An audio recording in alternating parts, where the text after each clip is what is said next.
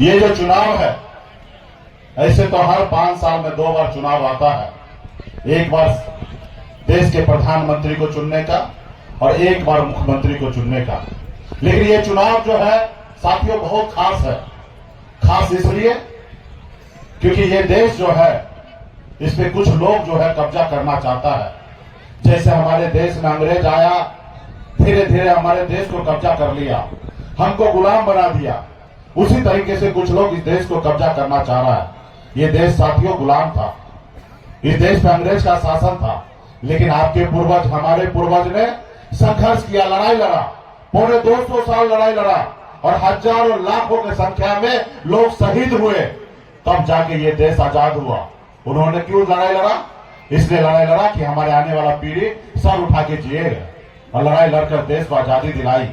उसके बाद बाबा साहब भीमराव अम्बेडकर ने हमारे देश में एक संविधान बना के दिए।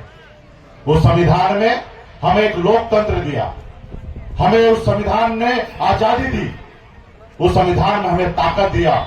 एक गरीब मल्ला का बेटा भी आज कुर्सी पर बैठने का ताकत रखता है, तो उस संविधान ने दिया। साथियों, आज बड़े से बड़े लोगों के सामने में अगर हम सर उठा के जी के बोलते हैं, ये बाबा साहब भीमराव अम्बेडकर का देन है। नहीं तो पहले, आजादी से पहले तो इंसान को जानवर जैसे लोग जानते थे, उनकी बराबरी में नहीं बैठने देते थे, हमारे हाथ से 1 गिलास पानी लेकर नहीं पीते थे, हमको अछूत समझते थे। ऐसी व्यवस्था था साथियों। लेकिन ये सब बदलाव कैसे हुआ? ये संविधान के दिए हुए ताकत से ये सारे बदलाव हुआ। आज कोई किसी को जबरदस्ती लड़ाई नहीं कर सकता, लोग एक दूसरे को परेशान नहीं कर सकता। लेकिन पहले ऐसा हुआ था साथियों। उसी तरीके से साथियों लड़ाई है। देश हमारा बहुत अच्छा चल रहा था, लेकिन 2014 में मोदी जी आए और आपको हमको संविधान है साथियों, इसलिए साथियों संविधान की रक्षा करने के लिए आप लोग आइए, हम लोग आ रहे हैं और गरीब पिछड़ा को आगे अधिकार दिला रहे हैं साथियों। ये कह रहे हैं कि हमारा देश आगे बढ़ रहा है, आप बताइए ना देश कैसे आगे बढ़ेगा? 8,000 लाख रुपया दे देंगे, किसान की आय को दोगुनी करेंगे, देश में जितने भी गरीब है उसको पक्का मकान बनाएंगे। तमाम ऐसे वादा किए। हमको लगा सही में ये मोदी जी आएंगे, कुछ करेंगे, और हम लोगों ने उस पर भरोसा कर लिया। और भरोसा करने का हाल ये है कि आज हमारा युवा जो है बेरोजगार घूम रहा है, इधर उधर भटक रहा है, उसको नौकरी नहीं मिल रहा है। और जब नौकरी नहीं मिलता, घर में इज्जत नहीं मिलता, उसका शादी नहीं होता। वो 35 साल 40 साल तक भटकता है, कहता है कि पहले शादी कर लेंगे तब अच्छे घर में शादी होगा। आज उसका शादी नहीं हो रहा है। हमारे किसान परेशान है, आत्महत्या कर रहा है।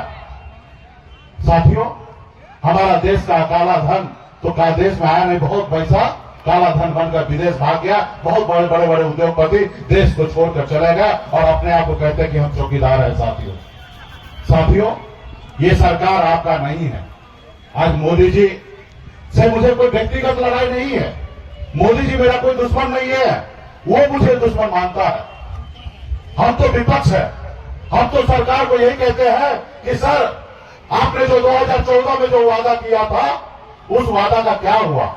आपने कहा था 2 करोड़ नौकरी देंगे, क्या हुआ? किसको आपने नौकरी दिया वो बताइए। लेकिन वो मानते हैं कि हम उनके दुश्मन है। मोदी जी, मैं आपसे हाथ जोड़ के विनती करता हूं, मैं आपका दुश्मन नहीं हूं, मैं आपको वही बता रहा हूं जो आपने कहा था, आप वो पूरा नहीं कर रहे, वही मैं आपको बताना चाहता हूं। तो साथियों, आज मोदी जी क्या करते हैं?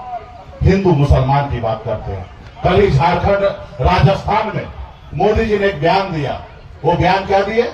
उन्होंने कहा कि इससे पहले का जो सरकार था, कांग्रेस का सरकार था, मनमोहन जी की सरकार था, देश के प्रधानमंत्री थे, उन्होंने कहा कि देश की संपत्ति जितना भी है उसमें एक ही वर्ग का मुसलमान भाई का हक है, जबकि उन्होंने कभी नहीं कहा।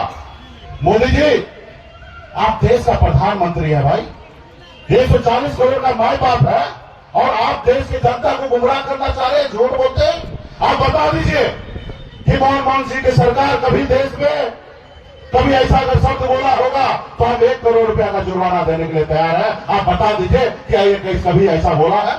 यदि अगर नहीं बोला है तो आप देश का प्रधानमंत्री है, देश की जनता से माफी मांगिए कि आप झूठ बोलते हैं और झूठ बोल के सत्ता प्राप्त करना चाहते हैं। अरे भाई, कोई विधायक मंत्री कुछ बोलते समझ में आता है? आप देश का प्रधानमंत्री है भाई, आपका गरिमा है, आज हम देश में कहे हमारा भी आप प्रधानमंत्री हैं, भले हम विपक्ष में है, लेकिन हमारा प्रधानमंत्री आप ही हैं। तो इसलिए साथियों, ये देश का प्रधानमंत्री जो है झूठ बोलते हैं। ये देश को खत्म करना चाहता संविधान को, फिर वो चाहता है कि देश के गरीब, पिछड़ा, दलित, ऐसे लोग जो सर उठा के जी रहा है उसको गुलाम बनाए। ये नहीं चाहता कि गरीब का बेटा भी सर उठा के जिए। आप सबको पता होगा 2020 में हम संघर्ष करके हमने 4 विधायक बनाया और 4 विधायक को उन्होंने अपने में मिला लिया, खरीद लिया, हमें मंत्रिमंडल से बाहर कर दिया। हमने सरकार बनाया था। अगर हम 2020 में समर्थन नहीं देते नीतीश कुमार जी को, तो नीतीश कुमार बिहार का मुख्यमंत्री नहीं बनता। हमने उनको मुख्यमंत्री बनाया, हमने बिहार में मंत्री बना, और जब मंत्री बना तो हम अपने समाज के लोगों के लिए काम कर रहा था, मल्लाह के लिए, मछुआरा के लिए काम कर रहा था। देखा एक मल्लाह का बेटा मंत्री बन गया है, इसको रोको, अति पिछड़ा का बेटा को रोको, अगर नहीं रोकोगे तो बहुत आगे चला जाएगा, इसलिए इसको खत्म करो। और उन्होंने हमारे विधायक को खरीद कर हमें सरकार से बाहर कर दिया, रोड पे ला दिया, इसलिए कि मैं गरीब और पिछड़ा का बेटा हूं। तो इसलिए साथियों,